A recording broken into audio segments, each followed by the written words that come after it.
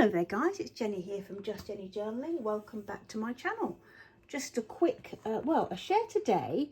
I'm going to be popping together the first of my cereal box Eclectic journals, which is going to be my spring journal. And I'm just wanting to do a little share. This is the before. I've pulled out some extra scraps and bits and bobs from my stash. That I want to try and make a sewn cover on. I'll probably do a variety of others for my collection for Etsy. So I might just do some with some plain covers, and I might do some with embellished, just to keep the price points different. But I thought you might just enjoy going through this kind of journey with me. So I've actually, yes, I've pulled out some beads.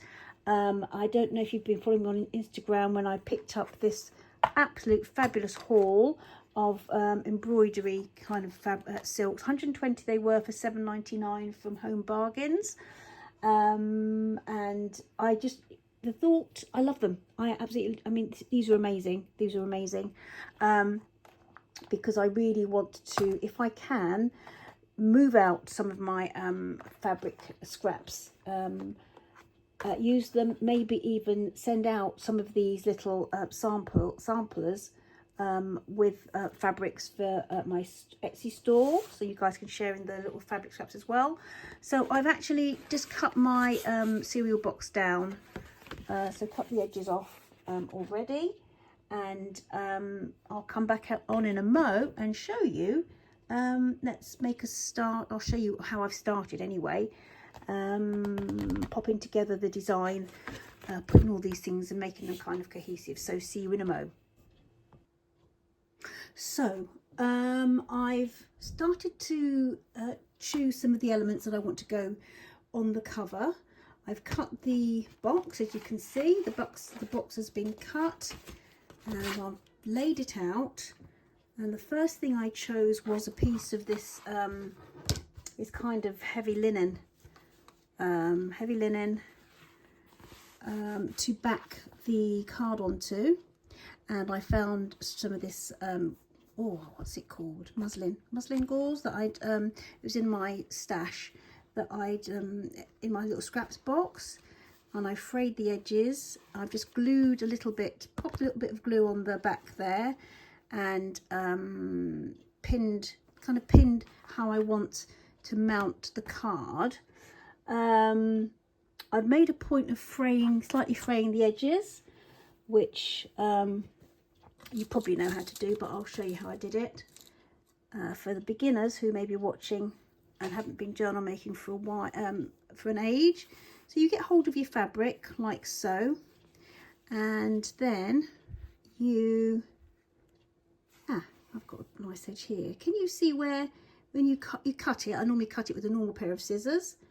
And you just get the little bit of the threads across. Is it the weft? The warp and weft, I can't remember which way it is. I wonder if you can see this.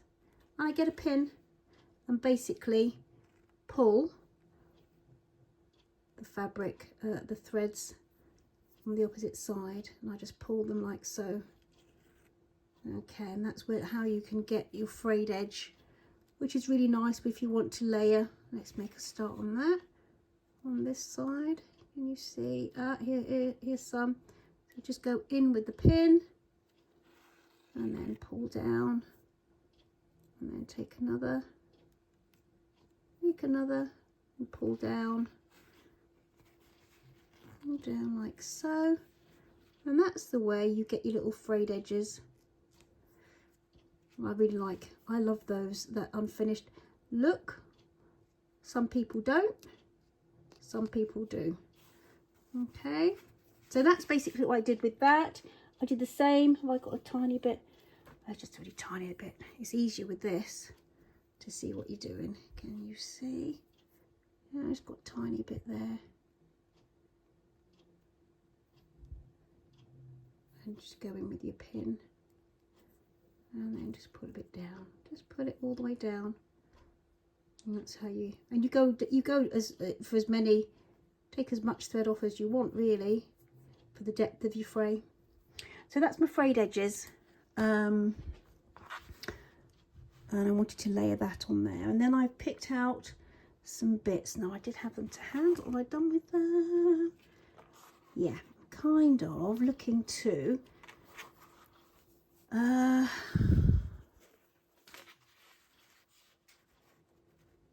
I'd pop that on there like so. That's how I'm going to place that one. And then I thought, I really like the thought of this. This is a piece, I think, I can't remember where I got this from actually. I think I might have used it in the green and the blue in an Alice in Wonderland custom order journal that I had a little while ago. I think I used it for that project. And then I thought I might use this one. Kind of set it out before. Yeah, I thought I might use that because I really love that. I didn't want it all covered up. I really love it. That was from the, do you remember it was from the big book of upholstery fabric that I got from the charity shop. So I'd lay that on there like that. And then, actually, yeah, a bit cross. And then, where's the, that's the kind of look I'm going for. And then I'm going to layer that. It's going to be on the front like so. Kind of like that. And then I thought I'd use another piece of this, which I'd cut. And I think I'd use that. I quite like the idea of the, yeah, I like the idea of the you know, oh, the zigzag, you know what I mean, that cut. The zigzag, oh, what's the word? The pinking scissors, I like that. I like that showing. And I'm going to pop, so that's a little bit from that, pop that across here. Then I had a piece of lace. I've sort of earmarked a piece of lace to go over there. And then from the little pack of fabrics that I raided from my Etsy store, it's one of the butterflies. All of the packs of fabrics actually in the store have no, was that from a sheet? Might have been from a duvet cover. Oh, it was something, can't remember where, but I remember getting a big vintage something and actually painstakingly cutting them out. This, I remember, do you know what takes me back? For my friend who was going to Norway for a special convention, oh, it was pre-COVID. I made her like a convention notebook, kind of traveller's notebook type thing to go with us, and she loves Cath Kidston, and I managed to pick up some Cath Kidston napkins and use that in that journal. It's lovely to actually remember these bits and pieces. And then I had a little bit of did have a little bit of blue, just a tiny bit of blue fabric, which I absolutely adore. Blue and white, dark one, which I put to one side, and I thought I'll pop you. I wanted to pop it kind of under here. No, can't find it, but I probably will. Oh, here it is. There it is. I liked that. I'm going to add more. Actually, let's put that. I'll probably put that across like that. I like to overlap or underlap. Perhaps overlap, and either overlap or underlap. Not sure whether to. Actually, that'd be quite nice. Heaping out from under here, I think. Or will it be like that? We'll see. That basically, I think, is what I'm going to work with. I'm going to start stitching. I know some people put another layer, you know, put a base layer on, and then stitch onto that. And sometimes for other projects, you can put batting in between and make it kind of squidgy. I won't be doing that actually for this one because it's on the cereal box and it doesn't need any more. But I know that's another way to do it. You know, there's no right or wrong way, is there, to do a lot of these things. So I shall be trying to add different. Let me think. I'm going to be using layering, hand stitching with these different colours. I can't wait to make a start. So I'm going to pin this now, and then I'm going to start sewing this together, ready to, as a whole, then to glue on to my cereal box. So, and then I'm also going to be seeing if I can incorporate some of these beads from my stash as well. I had thought I might do some, obviously some fabric tabs, and actually just make some lovely things to go on. I could take that and so on and so forth, because I found in my stash as well a load of bulb pins like this that I had in my stash and hadn't used for years, and that could be nice to pop on to different fabric tabs. And I will be trying to just add a few of these little bits. So I'll be back once I've made a start. See you in a mo. So I've made a start in pinning all the primary pieces together that I laid out, pinning them all together, and I've made a start in choosing my threads, and actually started to sew. I've started to sew the card image actually onto the piece. That's what I've started to do, and I just thought I'd turn the camera on as I just carry on with that. So what I chose this sort of kind of purple. I chose that colour. I thought I like the way, well, it emulates this beautiful bloom, and I wanted to sort of carry that colour over into the other corner. It's probably me being a bit sort of just a bit extra, as my aunt would say, because I'm supposed to be trying to be eclectic, aren't I? And a bit like I don't care, but I really do, which is really hard. So and then I've decided I would probably go to green on that side to emulate that, and pull down the green from here. And on this side I wanted a kind of, let's put this aside, I've threaded it already, you didn't want to talk. I'd go for that sort of turquoisey blue, and I'm going to take that down to here and round there, I think, just to bring that colour down to here. I just found some normal household, I think you probably could get normal embroidery needles, I'm not sure. This is the biggest household needle that I've got for my set, and what I do is basically, just to make it easier for myself, when I'm starting, just trying to thread, before I thread, I just pop a little bit of glue. I think I've seen someone else do that, you've probably seen Lane do. I just pop a little bit of glue on the end and let it dry for a little bit, and it's so much easier to actually just thread this. So I'm going to kind of